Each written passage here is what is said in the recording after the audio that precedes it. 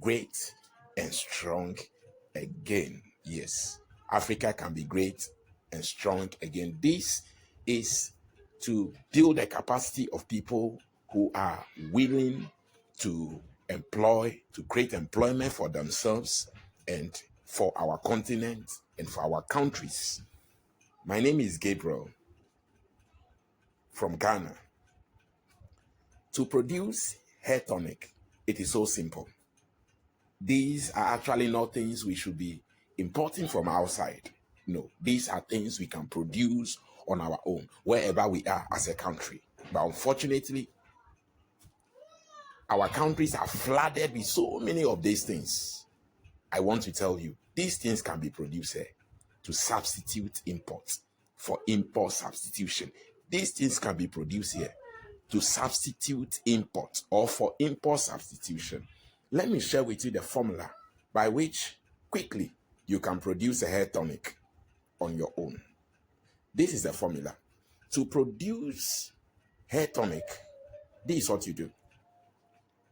The raw materials required are ethanol, castor oil, rosemary oil, water, honey, and honey. The honey is optional, but you are adding it because of its emollient's behavior. That's the formula. So 60% ethanol, 2.75% castor oil, 0.25% rosemary oil, water 28%, and honey 2%. So the total combination of the raw materials there should give you exactly 100%. What you do is that you dissolve the castor oil and the rosemary oil in the ethanol. And then in another container, you dissolve the water and the honey. So now the water, the honey water is now added to the dissolved castor oil and rosemary oil in the ethanol.